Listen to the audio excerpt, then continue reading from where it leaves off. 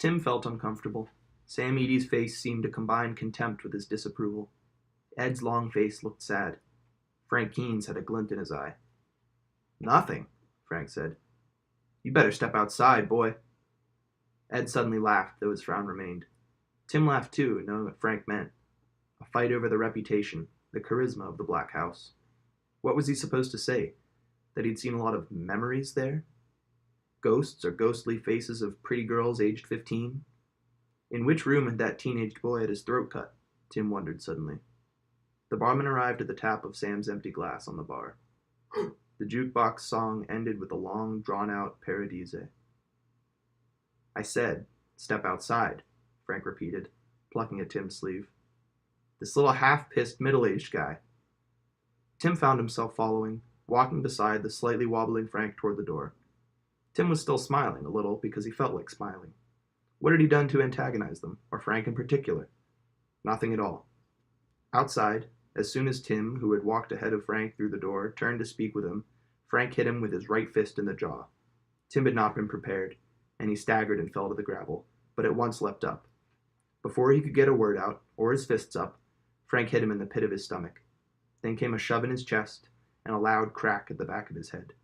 "Frank, cut it out!" a voice shouted. Tim, flat on his back, heard feet crunching on gravel. More voices. "His head's bleeding." "Okay, I didn't mean to knock him out." Tim struggled to stay conscious, to get up, but he could not even move his arms. "Just lay still, boy. We're getting a wet towel." It sounded like Sam Eady, a stooped figure on Tim's right. "Doctor, maybe? Or an ambulance?" "Yeah. His head." Tim wanted to say, "It's a handsome house. A fantastic house.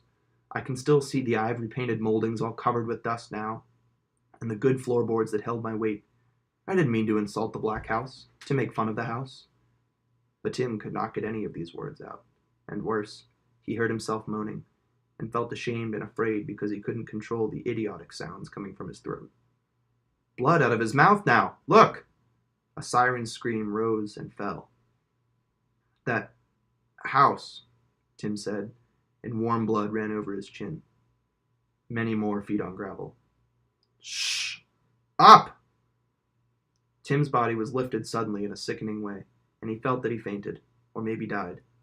If he was dead, his thoughts, his dreams were worse than before. He saw the dark interior of a room in the Black House, and Frank Keene's coming at him from a corner with a big stick like a club that he was gripping with both hands, about to take a swat at him, grinning. In a dark hall stood Ed with a faint smile, and behind him, just visible enough to be recognizable, stood Sam Eady, hoisting his belt a little over his paunch, smiling also in an unfriendly way, as if he were about to witness something he would enjoy. "You have failed, Tim," the men were saying. And, "Nothing? Nothing?" in a scoffing way, as if Tim had sealed his doom by uttering that word in regard to the Black House. Tim could see it all clearly now, as he journeyed through space into hell, perhaps, into an afterlife of some kind that might go on forever. Now he was moving through a ringing space. His ears rang, and he was jostled on the journey. Voices came through the ringing. He felt a touch on his shoulder.